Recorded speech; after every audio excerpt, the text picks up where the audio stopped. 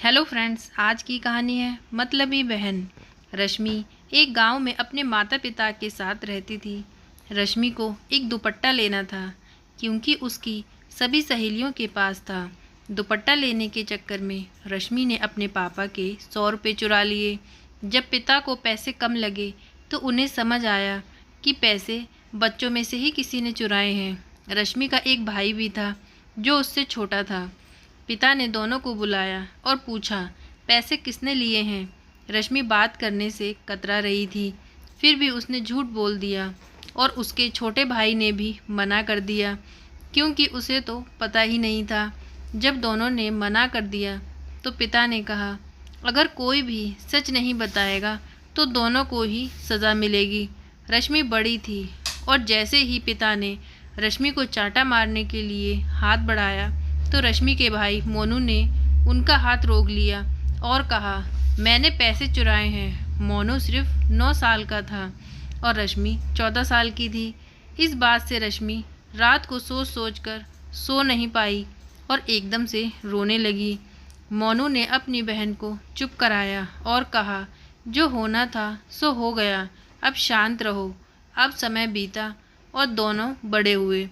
दोनों की पढ़ाई में अच्छे थे, लेकिन गरीब होने की वजह से बड़ी मुश्किलों से रश्मि का दाखिला एक कॉलेज में हुआ और मोनू का स्कूल में। दोनों की पढ़ाई के लिए पैसा चाहिए था।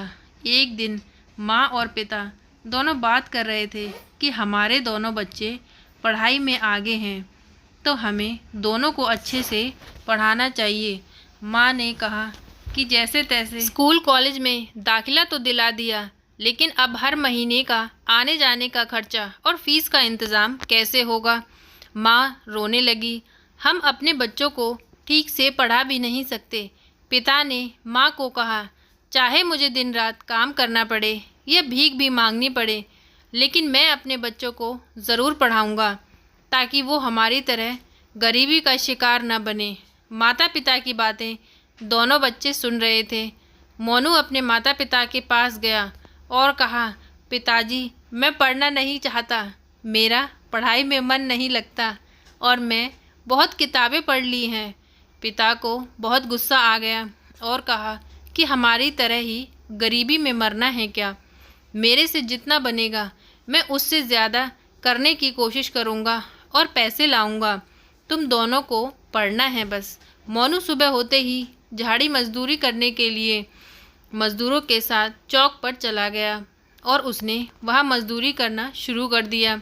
रश्मि सुबह उठी तो उसने अपने आसपास एक खत पर लिखा हुआ देखा कि मैं शहर में मज़दूरी करने जा रहा हूँ।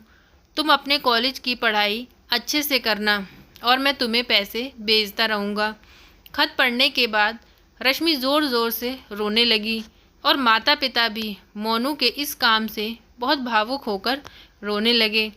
पिता ने पूरे गांव से पैसे उधार लिए और रश्मि का दाखिला एक कॉलेज में करवा दिया। रश्मि वहां हॉस्टल में रहने लगी। एक दिन रश्मि अपने हॉस्टल में अपनी सहेली के साथ पढ़ रही थी। तभी एक सहेली आई और रश्मि को कहा कि कोई गांव का कोई आदमी आया है और तुम्हें बुला रहा है। रश्मि ने सोचा कि गांव का आदमी पता नहीं कौन है। तभी रश्मि बाहर आई तो उसने देखा कि वहाँ उसका भाई खड़ा था। वह एकदम धूल मिट्टी में हो रखा था। रश्मि ने उसे देखा और कहा कि तुमने क्यों नहीं बताया था कि तुम मेरे भाई हो। मोनू ने कहा, दीदी, मेरी शक्ल तो देख, अगर मैं बता देता कि मैं तुम्हारा भाई हूँ तो वह तुम्हारे बारे में क्या सोचती। ये सुनकर रश्मि की आंखों में आंसू आ गए। तभी मोनू ने एक मेकअप किट का ठेला दिया और कहा कि मुझे लगता है कि यहाँ कॉलेज में सभी मेकअप करती होंगी, तो तुम्हारे पास भी ऐसी ही मेकअप किट होनी चाहिए, इसलिए मैं ले आया। इससे रश्मि और भी भावुक हो गई और उसने अपने भाई को गले लगा लिया।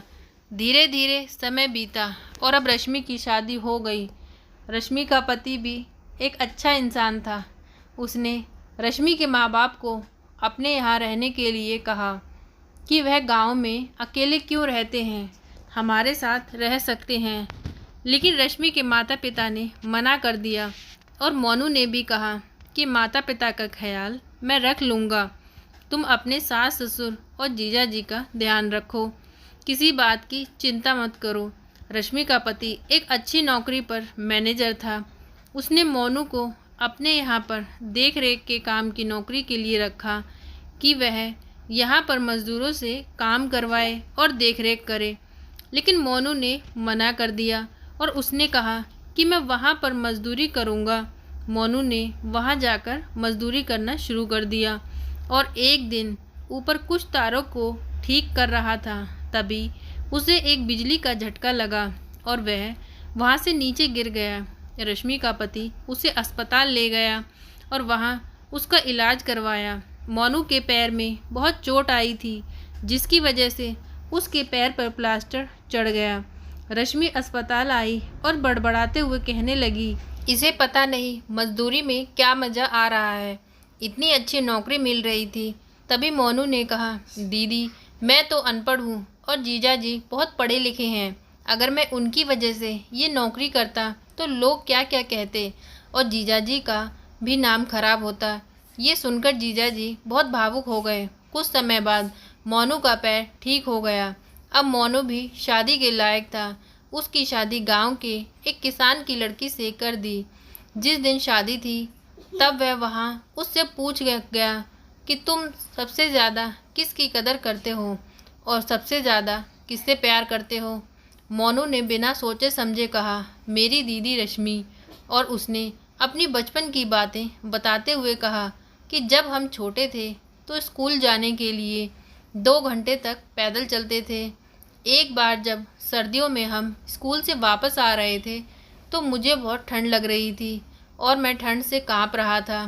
तब दीदी, जो सिर्फ 7 साल की थी, उसने अपना स्वेटर उतार कर मुझे पहना दिया और अपने दस्ताने भी मुझे उतार कर पहना दिए और खुद 2 घंटे चलकर घर तक आई, जिसकी वजह से वह खुद बीमार हो गई और मुश्किलों से बची।